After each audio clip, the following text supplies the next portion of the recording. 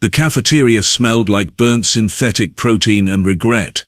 Commander Vyx'thal of the Galactic Coalition Defense Academy stood frozen in the doorway, all four of his eye stalks focused on the single human cadet sitting alone at table 17. She was eating. Not the carefully portioned nutrient paste allocated to trainees. Not the regulated energy bars designed for optimal performance. No, this creature, this impossible thing called recruit Maya Reeves, was consuming what appeared to be an entire roasted bird. With her bare hands, grease glistened on her fingers as she tore off another chunk of meat, chewing with an expression of pure satisfaction. "Sir," whispered Lieutenant Kryn, his scales rippling with anxiety. "Should we intervene?" Vyx'thal's mandibles clicked together, the Valkyrie equivalent of a bitter laugh. "Intervene? How exactly? She hasn't violated any regulations. I checked, twice. There's no rule against bringing your own food because, well, who in the 17 hells would want to? But sir, the Death Garden trials begin in 4 hours. She should be meditating, preparing mentally, perhaps making peace with her gods." "Oh, I'm quite certain she's making peace with something," Vyx'thal muttered, watching Maya lick sauce off her thumb. The Death Garden. Even the name made seasoned warriors flinch. It was the Coalition's final test. A nightmarish obstacle course designed by the cruelest tactical minds across 47 species. In the 200 cycles since its creation, it had claimed the lives of over 3,000 recruits. Participation was voluntary, but completion was the only path to Special Operations Command. Last cycle, 16 cadets had entered. 4 survived. None were unscathed. And this human, this soft-skinned, fragile-looking being from a backwater planet that had only achieved faster-than-light travel 30 rotations ago, was treating it like a casual afternoon appointment. Vyx'thal approached her table, his talons clicking against the metal floor.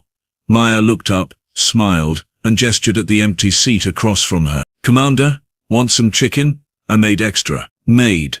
She had cooked this herself. In the academy kitchens, some "Recruit Reeves," he began, settling his bulk onto the bench. "Are you aware that the Death Garden trials commence at 1400 hours? Yep." She pulled off another piece of meat. "Plenty of time. And you're eating." "Well spotted, sir. Nothing gets past those eye stalks." She grinned, and he couldn't tell if she was being insolent or genuinely friendly. Humans were exhausting that way. Most recruits spend the pre-trial hours in contemplation, in prayer, in fear. Most recruits aren't running on an empty stomach, sir. Fear I can handle, hunger makes me cranky. She paused, tilting her head. "You know, back home there's this saying, never trust a skinny chef. Well, same principle applies to combat. Never trust someone who skips meals before a life or death situation." Kren had followed at a respectful distance, his translator crackling as it processed her words. "That makes no logical sense whatsoever, doesn't it though?" Maya wiped her hands on a cloth and leaned back. "Look, my body needs fuel. Carbs for energy, protein for muscle recovery, fats for endurance. I'm about to run, climb, fight and probably bleed for the next 8 to 12 hours. Would you rather I do that on an empty tank, or properly fueled?" Vyx'thal's primary eye stalk swiveled to Kren, then back to Maya. "You speak of this as though you expect to survive." "Well, yeah. I didn't come here to die, Commander. I came here to pass." The cafeteria had gone quiet. Other recruits, other species had gathered at a distance. Everyone knew what the Death Garden meant. Everyone had heard the statistics. The Thraxian heavy welder, who'd lost 3 limbs. The Signari flight specialist who'd been driven mad by the sensory deprivation chamber. The Mordesh tactical genius who'd simply stopped, his will broken by the 3rd stage. "Recruit Reeves," Vyx'thal said slowly. "In the entire history of the Academy, only 12% of entrants survived the Death Garden. Of those, fewer than 3% achieved passing scores. No human has ever attempted it." "Well," Maya said, standing and gathering her things. "Sounds like we're overdue for a win then." She walked past him, past the staring crowd, past the memorial wall where the names of the fallen were etched in 14 different scripts.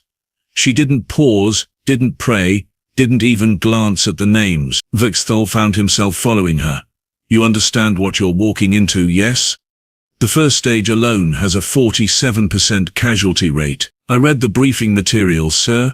Reading and experiencing are vastly different concepts. She stopped, turned to face him fully. Her eyes, those strange forward-facing predator eyes, met his without hesitation.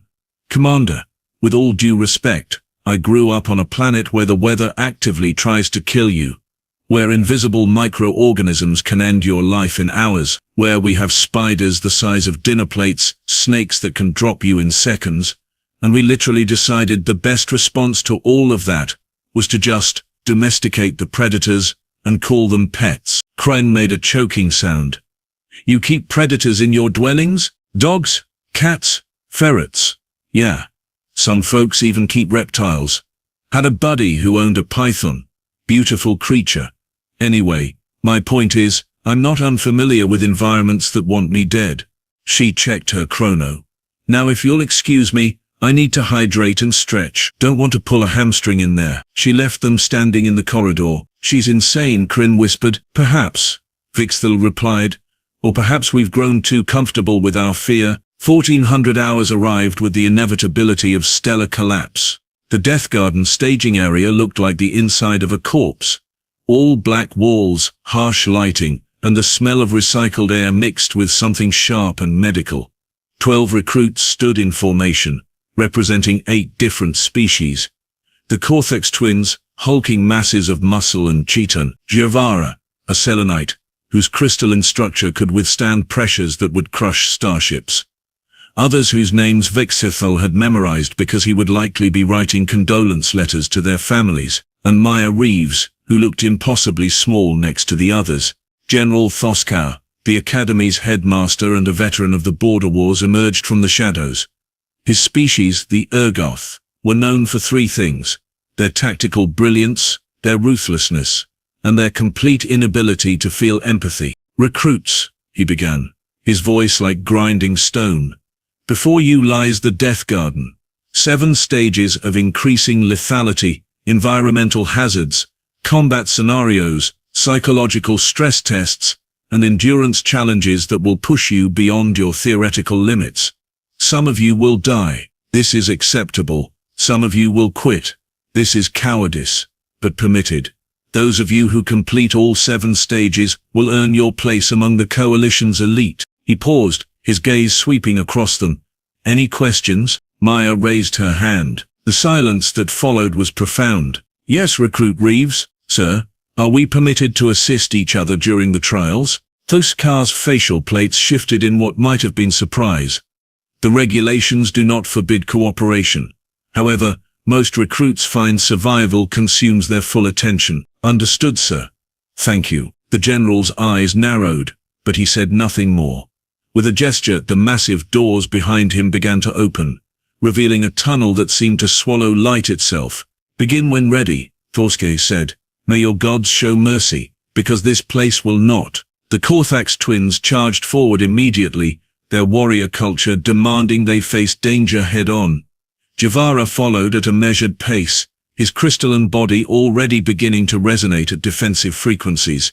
Others filed in with varying degrees of reluctance. Maya waited until she was last, took 3 deep breaths, and walked into the darkness. Vyx'thal watched from the observation deck, his fingers dancing across holographic displays that showed multiple camera feeds from within the garden. Beside him, Kryn and a dozen other observers settled in for what would likely be a long, grim watch. Stage 1, the automated system announced. The Furnace. Duration, 2 hours. Survival rate, 53%. The feeds showed a massive chamber, easily 300 meters across, with walls that glowed cherry red. Temperature readout made Kryn hiss in discomfort. 68 degrees, standard. Hot enough to boil water in some species' physiology. How is this even survivable? Someone whispered. Thermal suits, Vyx'thal explained, pointing to the equipment lockers visible in the feeds. They have to find them, don them, and navigate to the exit before heat exhaustion sets in. On screen, the Corthax twins were already struggling, their thick carapaces designed for cold worlds, not furnaces. Javara moved steadily, unbothered by heat that would cook most organic life. Others scattered, searching for the suits, for shade, for any advantage. Maya stood still in the center of the chamber, eyes closed. "What is she doing?" Kryn demanded. "She's wasting time." But Vyx'thal watched more carefully. Her chest rose and fell in measured rhythms. Her hands hung loose at her sides. And then, after 30 seconds that must have felt like an eternity, she opened her eyes and walked directly toward a section of wall that looked identical to all the others. She pressed her palm against it. A hidden panel slid open, revealing a cache of thermal suits. "How did she?" "She was listening," Vyx'thal murmured. "Airflow. The cooling systems for the suit storage would create a different acoustic signature." Maya pulled on a suit, sealed it, and then did something unexpected. She grabbed 4 more suits and walked toward the other recruits. She handed a suit to one of the Korthax twins, who stared at her with all 6 eyes. "Go," she said simply. "Help your sibling." She distributed the other suits to struggling recruits, keeping nothing for herself beyond what she wore. "Tactically foolish," Kryn observed. "She's created potential competition. Or allies," Vyx'thal countered. Stage 1 took 93 minutes to complete. All 12 recruits survived. The observers couldn't remember the last time that had happened. Stage 2, the Abyss, lived up to its name. A chasm so deep the bottom existed only as a theoretical concept, with platforms scattered across it like the teeth of some cosmic predator. Recruits had to cross using whatever means they could devise. The Selenite simply flew, his crystalline structure light enough for his natural levitation. Others jumped, climbed, swung on cables. Maya studied the layout for 5 full minutes before moving, and when she did, she didn't aim for the fastest route. She aimed for the safest one, helping 2 smaller recruits cross gaps they couldn't manage alone. "She's going to run out of time," Kryn said, checking the chronometer. But she didn't. She crossed with 4 minutes to spare, having lost no one. Stage 3 was where things got interesting. The combat maze. Automated defense systems, hostile drones and environmental hazards, all designed to test combat capability under stress. This was where recruits typically died. The feeds showed Maya entering a corridor, and immediately targeting lasers painted her chest. "She's done," someone whispered. The drones opened fire, and Maya moved. Not away. Toward. She slid under the first burst of plasma, rolled left as the second drone tracked her, and came up inside its firing arc. Her combat knife, standard issue but wickedly sharp, found the drone's sensor cluster. It died sparking. She didn't stop moving. Didn't pause to celebrate. The next drone died to a thrown knife that shouldn't have had the force to penetrate its armor, but somehow did because she'd aimed for a cooling vent. Vyx'thal leaned closer to his screen. "She's not just reacting, she's reading the patterns." "Impossible," Kryn said. "Those drones use randomized algorithms." "Randomized within parameters," Vyx'thal corrected. "And she's a predator species. They evolved to track patterns we can't even perceive." Maya cleared her section of the maze in 40 minutes, suffering only minor burns.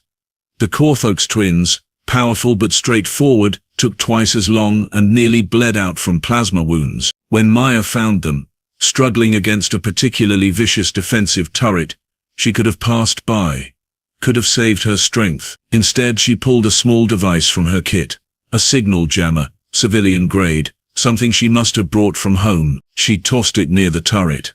Its targeting system went haywire, and in those 3 seconds of confusion, the twins pushed through. By the time Stage 4 began, even the cynical observers were paying attention. The drowning room. Exactly what it sounded like.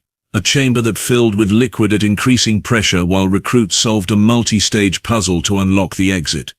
The liquid wasn't water, it was caustic, and most species in the Coalition couldn't hold their breath for more than a few minutes. Humans, Vyx'thal had learned during his xenobiology briefings, had an unusually high tolerance for breath holding. Something about an evolutionary path that included diving for food. Maya entered the chamber last, allowing the others to start on the puzzle while she studied the room structure. When the liquid began to rise and recruits started panicking, she did something that made Kryn choke on his beverage. She started singing. Not loudly, not some battle hymn, just a soft, rhythmic melody that somehow carried through the liquid and the growing chaos. And incredibly, impossibly, the other recruits began to sync their breathing to her rhythm. Panic decreased, focus increased. The puzzle was solved with 30 seconds of air remaining. All 12 recruits survived Stage 4. This had never happened before. General Thossa's car himself arrived in the observation deck, his expression unreadable. "This human," he said, not looking away from the screens. "What is her psychological profile?" Vyx'thal pulled up her file. "Stable, no trauma markers. Grew up in a rural agricultural zone on Earth. No military family history. She applied to the academy on what her people call a whim." A whim, her application essay stated, and I quote, "I've always wanted to see what else is out there, and this seemed like the most fun way to do it." Thossa's laugh was like an avalanche. "Fun?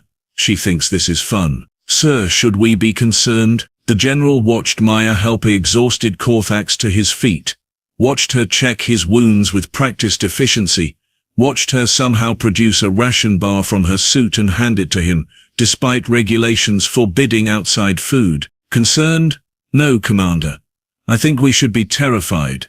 Maya Reeves reached the halfway point of the Death Garden with 11 recruits still alive behind her, and somehow, incredibly, she was still smiling. Stage 5 was called the Silence, and veterans of the Death Garden spoke of it in whispers, if they spoke of it at all. The chamber was perfectly spherical, perfectly white, and perfectly soundless. No echo, no ambient noise, nothing. Recruits entered alone, separated from their companions, and faced complete sensory isolation while performing complex tactical calculations under time pressure. Most species experienced psychological collapse within 20 minutes. Vyx'thal watched his monitors as Maya entered her isolation sphere, the door sealing behind her, with a finality that made his stomach sacs clench. The holographic display showed her vitals, heart rate steady at 72 beats per minute.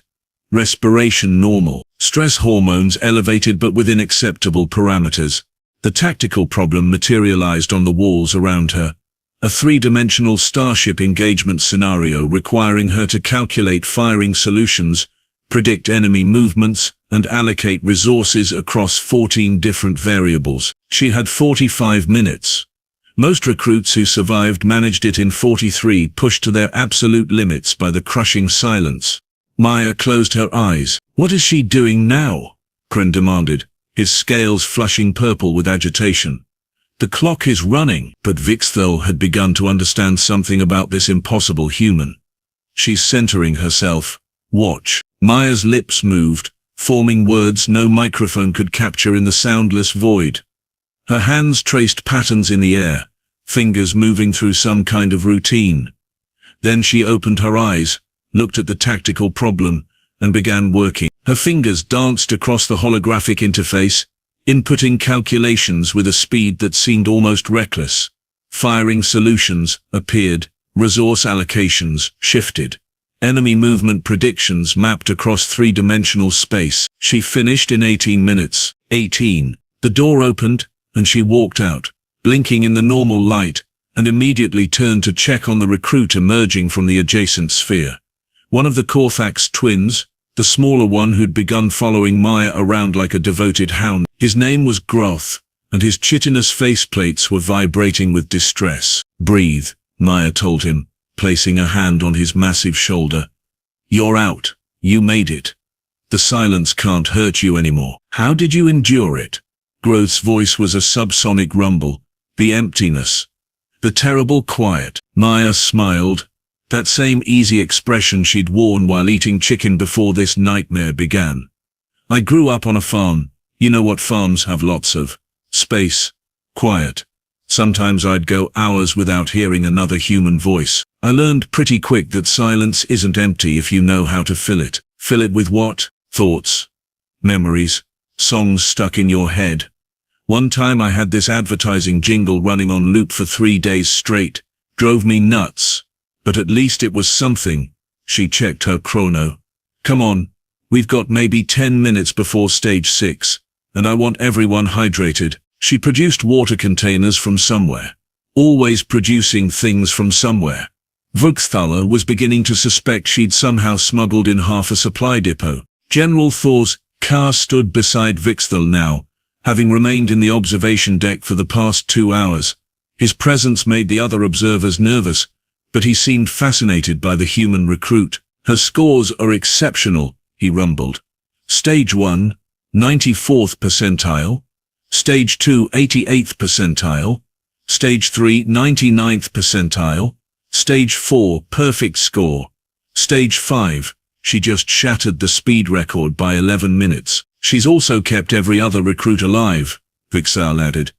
That's unprecedented. It's inefficient, Thor's said, but his tone suggested he didn't entirely believe his own words. She could have finished each stage faster alone. Could she though, sir? Look at stage 3. Those combat drones nearly overwhelmed Growth and his sibling. If they'd died, their bodies would have triggered additional defensive protocols. Maya would have had to fight through twice as many drones. By saving them, she saved herself time and ammunition. Thor's car's eyes narrowed. You're suggesting tactical altruism. I'm suggesting she's playing a different game than we designed, sir. Stage 6 was the Predator's run, and it was exactly what it sounded like. Recruits entered a sprawling wilderness environment, a manufactured jungle, complete with imported flora and very real fauna from a dozen Deathworlds. Somewhere in that 3-square-kilometer nightmare, each recruit had a specific objective to retrieve. Oh, and there were hunters. Actual predators. The Academy kept a stock of semi-domesticated kill beasts for exactly this purpose. They were fitted with neural limiters to prevent actual fatalities, but the pain, the fear, and the very real possibility of career-ending injuries remained. The recruits were given basic survival gear and one instruction: retrieve your objective and reach the extraction point. Time limit: 4 hours. Maya studied the equipment loadout with the same careful attention she'd given everything else. Knife, rope, basic medkit, flare gun with 3 charges, compass, water purification tablets. Adequate, she murmured, then looked at the other recruits. Listen up, we're going to do something stupid. Shavar, the Selenite who'd been largely silent throughout the trials, chimed softly. Stupid is a poor survival strategy. Stupid to them, smart for us. Look, we each have an objective somewhere in that jungle. 12 objectives. 12 of us. 3 square kilometers. The statistical probability of our paths crossing is actually pretty high. So here's my proposal. We stick together, move as a unit, and retrieve objectives as we encounter them. That violates the spirit of the trial, Growth rumbled, though he didn't sound opposed to the idea. Does it violate the regulations? Maya countered. Because I checked. Again. The rules state we must retrieve our specific objective and reach extraction. Nothing about doing it alone. Silence. Then one of the other recruits, a raptor-like vexnary named Shrill, clicked her beak in what might have been laughter. The human makes a valid point. Besides, those kill beasts hunt in packs. Why shouldn't we? The vote was unanimous. 12 recruits entered the jungle as a unit, and the observers in the command deck collectively lost their minds. This is cheating, someone shouted. It's collaboration, another argued. Thor's raised one massive hand and silence fell. The regulations are clear. They have violated no rules. Let them proceed. Vyx'thal pulled up the jungle map, tracking the 12 biosignatures moving in tight formation through the undergrowth. They're moving slower than individual recruits typically do, but safer, Kryn observed. Look. 3 contacts approaching from the northeast. Kill beasts. Mature specimens. The feeds showed the pack's perspective as 3 hulking predators, each massing around 200 kilos of muscle and fury, detected the recruit formation and began their approach. These creatures, native to a world-designated Resh 9, were apex hunters with thermal vision, scent tracking, and enough bite force to crack starship hull plating. They expected scattered, panicked prey. They got Maya Reeves with a plan. Growth, Grix, frontline. Javara, get high and be our eyes. Shrill, you're fastest, so you're bait. Everyone else, spread out in a concave formation. When I give the signal, collapse inward. These things hunt by isolating targets. We don't get isolated. The plan was insane. It was also brilliant. Shrill darted forward, her raptor-like physiology making her a blur of feathers and speed. The lead kill beast took the bait, charging after what it perceived as easy prey. Shrill led it directly into the concave formation, then leaped straight up, her species' powerful legs launching her 3 meters into the air. The kill beast ran directly into Growth and Grix, who'd braced themselves into an immovable wall of chitin. The impact stunned the predator. Maya was already moving, sliding under its belly with her knife, not to kill but to disable. A precise cut to the neural limiter control. The beast's aggression programming shut down. It backed away, confused but unharmed. The other 2 kill beasts, seeing their pack leader retreat, reassessed. They circled but didn't attack. Pack hunters were smart. They didn't fight battles they couldn't win. Objectives, Maya called out, checking her tactical display. I'm reading 2 within 50 meters. Who's? 2 recruits confirmed. The group moved as one, retrieved both objectives, and kept going. They encountered 4 more predator packs over the next 3 hours, each time the same strategy: unity, coordination, controlled aggression, without unnecessary violence. The kill beasts learned quickly that this group wasn't prey. There was something else, something that fought back intelligently. By the time the recruits reached the extraction point, all 12 objectives had been retrieved. All 12 recruits were alive, mostly uninjured, and they'd completed the stage in 3 hours and 17 minutes. The observation deck was chaos. Observers arguing, debating whether this should count, whether the entire trial needed redesigning, whether cooperation had somehow invalidated the test's purpose. Though Siskar silenced them with a look. The Death Garden tests survival capability under extreme conditions. These recruits demonstrated superior survival capability through tactical cooperation. The stage is passed. Stage 7 begins in 1 hour. Vyx'thal pulled up Maya's profile again, reading through her background for the dozenth time. Daughter of farmers. No military training. No special operations experience. Her entrance exam scores had been good but not exceptional. She'd been accepted to the academy based on raw potential and what the selection committee had called an unusual psychological resilience. They'd had no idea. Commander, Kren said quietly. Stage 7 is the breaking point. Vyx'thal knew. Everyone knew. Stage 7 was where the Death Garden earned its name. The breaking point wasn't a physical challenge. It was pure psychological warfare. Recruits were exposed to their deepest fears, their worst memories, their most profound failures, all manufactured by advanced neural interface technology. The AI running the simulation had access to their psychological profiles, their medical histories, their personal files. It knew exactly where to cut to make them bleed. Survival meant enduring. Passing meant enduring. And still completing a complex task while your mind was being systematically dismantled. The 1 hour rest period passed too quickly. Maya spent it doing something Vyx'thal found deeply strange. She taught the other recruits a game, some kind of word association exercise from Earth. They sat in a circle, and she made them laugh. Actually laugh. In the staging area of the most feared trial in Coalition space, this human created joy. When the hour ended, the 12 recruits stood and faced the final door. General Siskar himself delivered the briefing. Stage 7. The breaking point. You will enter individual chambers. You will face scenarios designed to exploit your psychological vulnerabilities. You will experience fear, pain, grief, rage. These experiences will feel absolutely real. Some of you will break. This is expected. There is no shame in withdrawal. He paused, his ancient eyes sweeping across them. However, if you endure, if you maintain cognitive function, you will find a puzzle terminal in your chamber. Solve the puzzle, input the solution, exit through the door that appears. Time limit, 2 hours. Any questions? Maya raised her hand. Again. Recruit Reeves. Sir, after we complete stage 7, is there anything else? Any hidden 8th stage, any surprise test? Thus, Carr's expression might have been respect. No recruit. 7 stages. No more.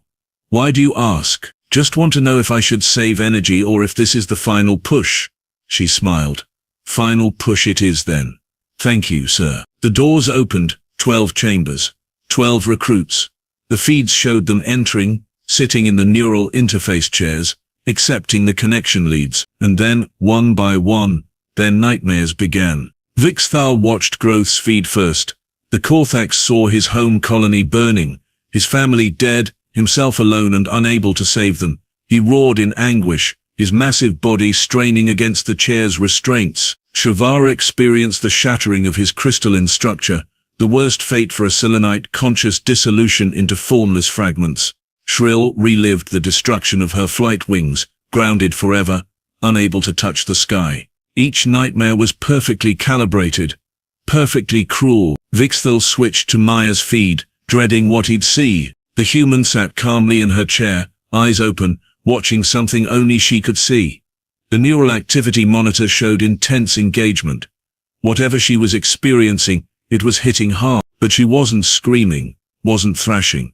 Her hands gripped the armrests, knuckles white, but she was breathing in that same measured rhythm she'd used before the trials began. What is she seeing? Kryn whispered. They had access to all the feeds, visual and neural. Vyx'thal pulled up her scenario. Earth, her farm, but everything was dead. Crops withered, animals gone, her family nowhere to be found. She was alone in a wasteland that had once been home, and a voice, her own voice, told her it was her fault. She'd abandoned them, left Earth for selfish adventure, and in her absence, everything she loved had died. It was devastating. Perfectly targeted psychological torture. Maya stood from the chair in her simulation, walked through the dead fields and spoke. No, just that. One word. The simulation tried to intensify, showed her parents' graves, showed her childhood home collapsing. No, she said again, louder. This isn't real. Earth is fine, my family is fine. And even if they weren't, even if the absolute worst had happened, wallowing in guilt wouldn't honor them. They'd want me to keep moving, keep living, keep trying. She found the puzzle terminal hidden in the simulation's ruined barn. Sat down, began working while phantom voices screamed accusations at her. She solved it in 47 minutes. One by one the other recruits found their puzzles. Growth solved his while phantom flames consumed everything around him. Shavara reformed his shattered consciousness through sheer will. Shrill imagined her wings whole and flew in her mind even as the simulation insisted she was broken. All 12 recruits, battered and traumatized, solved their puzzles. All 12 doors opened. All 12 recruits stood, disconnected from the neural interfaces, and walked into the final chamber, where General Thorskar waited. Congratulations, he said simply. You have completed the Death Garden. You are the first group in the Academy's history to do so with 0 casualties. Silence. Then Growth let out a war cry that rattled the walls.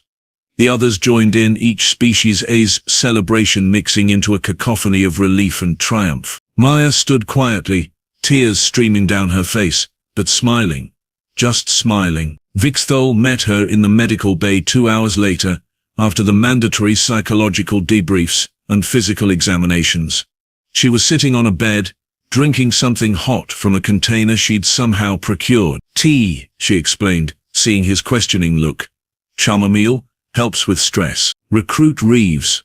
Maya, I need to ask you something. Shoot, Commander. Why? Why help the others? You could have completed each stage faster alone, earned higher individual scores. Instead, you sacrificed personal glory for group survival. Why? Maya sipped her tea, considering. You know what the scariest part of the Death Garden was for me? Not the heat, not the combat, not even the psychological torture at the end. What then? The idea of being alone through all of it. Humans are social creatures, Commander. We're pack animals just like those kill beasts in Stage 6. We survive better together. We think better together. We're stronger together. Sure, I could have gone faster alone maybe, but I also might have missed something crucial, made a fatal mistake, second-guessing myself in the silence, because there was no one to reality check my thinking. She set down her tea. Besides, if I'd left them behind, if I'd prioritized my own success over their survival, I'd have proven myself exactly the kind of selfish operator special operations doesn't need. The whole point of elite units is trust, teamwork, knowing your squad has your back. I just started building that trust a little earlier than most. Vyx'thal settled onto the adjacent bed, his bulk making it creak. You terrify me, Maya Reeves. Yeah? She grinned. Good. I'd hate to be boring. Not because you're dangerous. Though you are. You terrify me, because you make me question everything we thought we knew about elite training, about competition, about what makes someone truly exceptional. Commander, can I tell you a secret, please? Back on Earth, before I left, my grandmother told me something. She said the strongest people aren't the ones who never fall down. They're the ones who fall down and then help someone else get back up before dealing with their own bruises. I think she was right. 3 days later, at the graduation ceremony for Death Garden survivors, General Thoss's car stood before the assembled academy and announced the results. 12 recruits entered. 12 survived. This is unprecedented. Moreover, they achieved the highest collective scores in Death Garden history. Therefore, I am authorizing the formation of an experimental special operations unit. They will train together, deploy together, and serve together. Recruit Reeves, you will lead this unit with the rank of Junior Lieutenant. Choose your team name. Maya stepped forward, glanced back at her squad, her friends, her pack, and smiled. Pack hunters, sir. We're pack hunters. Vyx'thal watched from the observation balcony as the 12 recruits, representing 8 species from across the coalition, stood together and accepted their new assignment. He thought about statistics, about probability, about the impossible human who'd eaten fried chicken before walking into hell and come out the other side singing. Commander, Cronin said beside him, do you think she knew that she could actually do it? Vyx'thal thought about Maya's application essay, about doing things for fun, about the quiet confidence of someone who'd grown up on a death world and never realized how remarkable that made her. I don't think she knew, Lieutenant. I think she just refused to consider the alternative. Below, Maya Reeves laughed at something Gruth said, punched his massive shoulder in what passed for human affection, and led her new team out of the ceremony hall toward whatever came next. The Death Garden was supposed to prove that some challenges were insurmountable, that some tests were designed to break you. Maya Reeves had walked in, refused to be broken, and brought 11 others with her through sheer stubborn insistence that together was always better than alone. Vyx'thal made a note in his personal log: reevaluate all assumptions about human psychology, pack behavior, and the tactical applications of optimism. Also, he added, learn to make that chicken recipe. If he was going to work with humans more, he should probably understand their approach to pre-combat nutrition. Somewhere in the galaxy, on a farm on Earth, Maya's grandmother smiled without knowing why, and continued tending her garden where things grew instead of died. The pack hunters deployed on their first mission 3 weeks later, but that, as they say, is another story.